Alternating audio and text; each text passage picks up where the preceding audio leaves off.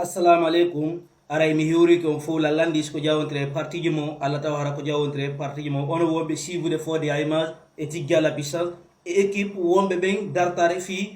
yo lamungu wonu normal fi yo leydi men di auto fi yo jang ar ko leydi men ono wombe ben suivre on jarama wetana wana mburi fu sonno me jonde mais gento e nano me yewta famodire fi ko mede yo change pays takko men fo développer hore men kono mi ari yewtu golen do on accena ilan hakke o yi Mamadi Doumbouya ko bo yedo jobino go ya president jobe yawon o yi o foti kanko e Ibrahima Traoré o yi Ibrahima Traoré ay be salmondir be yurundir premier pas mabbe o yi Ibrahima Traoré ko yata mo mari fleng makko ndo mo jogiti fleng makko ndare o yi foto wangal o yi mo jogiti fleng makko fiyon mo jogiti fleng makko kanko o takiteni makko donc andi Ibrahima Traoré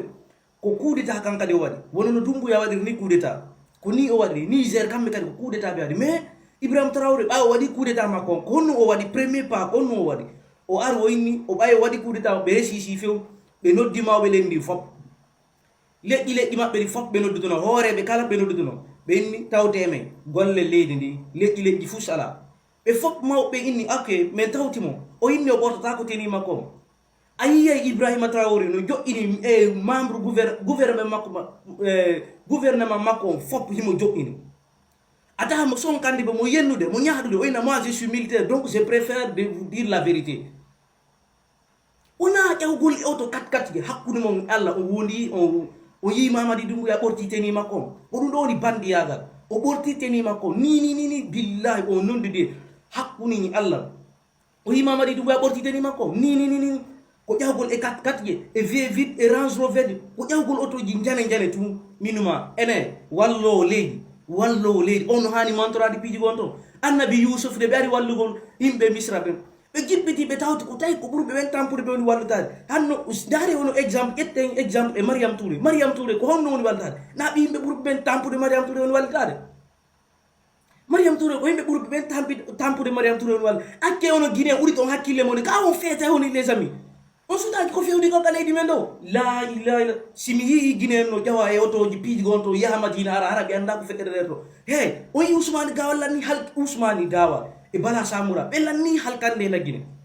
kanko e Mamadi Doumbouya be lanni bonnande la Guinée wondiri e Allah sen jodi ke wuri tigite men e Italie sen warali Ousmane Gawal billahi e heta tawrame Ousmane Gawal mi yimbe buyno jodo de ina vive le général Mamadi Doumbouya vive la junte militaire hakkunu mon Allah Guinée buri tegite monne ko billahi wallahi depuis 58 hande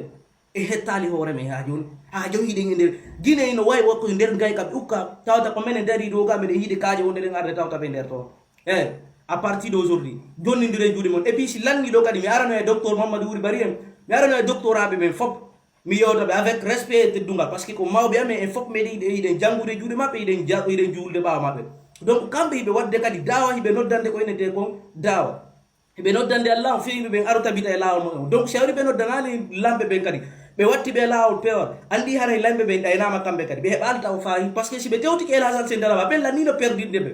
El Hadj Sen Dalaba ko ley naaki Mamadi Doumbouya do woni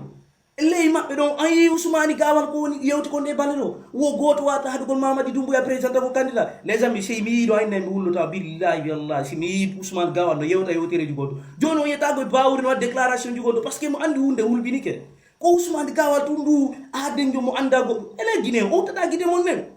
wonde jondo si mi yonto ayna yo mi yawtu mi nyama o fop modo billa ko dum Guinée fulbe inni o kanko o harano mo jokitino contact ko harat Guinée so dibbi Guinée fo éclata to o kanko tigi o naata der o éclata lan tawti petinku lan tawti ne be Guinée fulbe ko yewti ko non uriten gite men dare modya usa doctorabe men mi hawjana be no mi arana be nyande no mi cikkani be o bure ko tola cikkani ko jam fato bure ko tola cikkani ko debbo Amérique wonno do Amérique yewtere vive le général woy wota Mamadi Doumbouya o yi Ibrahima Traoré o itali fleng makko kanko kala ko yata mo titeni makko Ibrahima Traoré kala ko yata mo titeni makko la kala ko yata mo titeni ayal fleng makko do Doumbouya ayi Doumbouya jon ko basenge e dumanaje o dare basenge tum on yide mo jon mo titeni o jamais hay ko pale o wata ko dumanda ene way respecte de ben yimbe ko mobe gento de mi fiala daru na budo no la jonde mi fode ay mas mais bi yo yewta en gonka on fami ka wassalam